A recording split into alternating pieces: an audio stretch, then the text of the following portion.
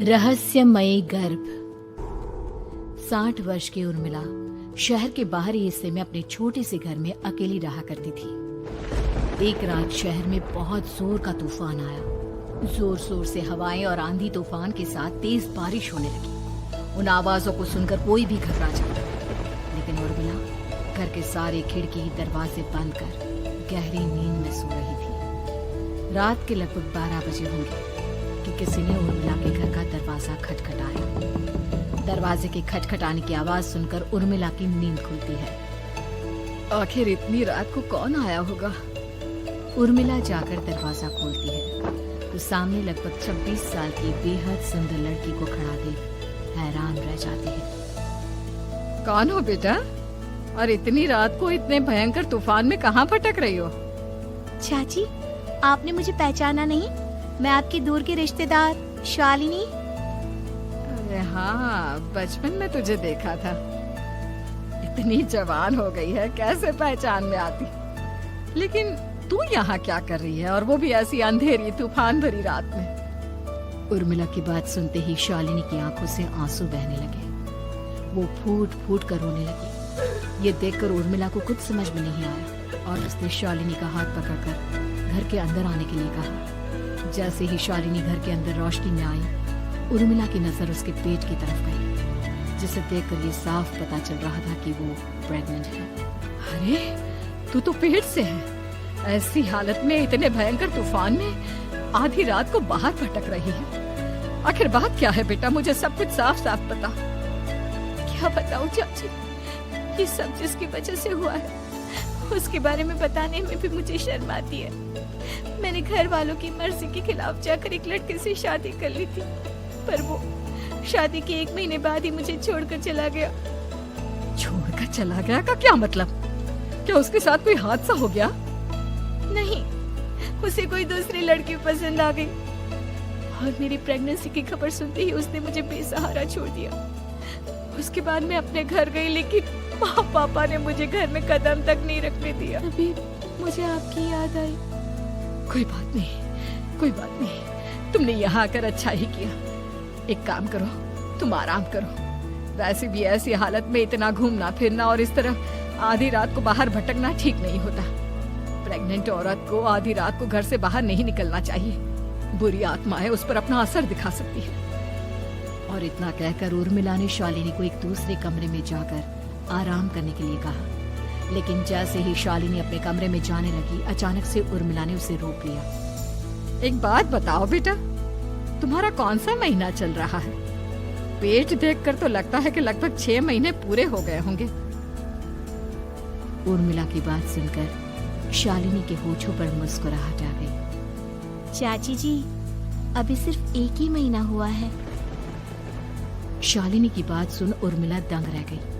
उसे समझ में नहीं आ रहा था कि प्रेगनेंसी के पहले ही महीने में शालिनी की हालत ऐसी क्यों थी। लेकिन फिर उसने बात को नजरअंदाज कर शालिनी को आराम करने के लिए कहा और खुद भी कमरे में जाकर सो गई। अभी कुछ ही घंटे बीते थे कि अचानक से एक बच्चे के बड़े ही अजीबोगरीब बेढंगे तरीके से रोने की आवाजें उर्मिला के घर में गूंजने लगी। उन आवाजों को सुनकर उर्मिला की नींद फिर से खुलती है। ये अचानक बच्चे के रोने की आवाज कहां से आने लगी? उसने उठकर चारों तरफ देखा, पर वहां उसे कोई नजर नहीं आया। उर्मिला घबराते हुए शालिनी के कमरे में गई तो वहां उसे कमरे की दीवार पर एक बेहद खौफनाक साया नजर आया, जिसे देखकर उर्मिला बुरी तरह से घबरा गई। आखिर ये सब क्या हो रहा है? शालिनी, शालिनी उठो! उसने जोर जोर से आवाज देकर शालिनी को जगाने की कोशिश की, लेकिन ऐसा लग रहा था जैसे उसकी आवाज शालिनी तक पहुंच ही नहीं रही थी। कमरे की दीवार पर एक बहुत बड़ा और बेहद डरावने दिखने वाले इंसान का साया और एक बच्चे के अजीबोगरीब ढंग से रोने और चीखने की आवाजें अब उर्मिला को ज्यादा डराने लगी थी। उर्मिला को शालिनी की चिंता सताने लगी और उसने पूरी ताकत के साथ चीखकर शालिनी को आवाज लगाई, शालिनी! तभी अचानक सब कुछ एकदम पहले जैसा हो जाता है और उर्मिला की आवाज सुनकर शालिनी की नींद खुलती है। क्या हुआ चाची? आप इतनी तेज क्यों चिल्ला रही हैं? अब ठीक तो है ना? अभी अभी मैंने तुम्हारे कमरे में कुछ अजीब सा देखा। तुम ठीक हो ना शालिनी? मुझे यहाँ एक बच्चे के रोने की आवाजें आ रही थी। लगता है आपको मेरी कुछ ज्यादा ही चिंता हो गई है। आपने मेरी प्रेगनेंसी के बारे में कुछ ज्यादा ही सोच लिया होगा। मैं एकदम ठीक हूँ, आप आराम से सो जाइए। इतना कहकर शालिनी ने उर्मिला को फिर से अपने कमरे में जाने के लिए कहा और खुद भी जाकर सो गई। पर अब उर्मिला की आंखों से नींद गायब हो चुकी थी। अगली सुबह जब शालिनी उठी तो वो सीधा उर्मिला के पास आई। गुड मॉर्निंग चाची।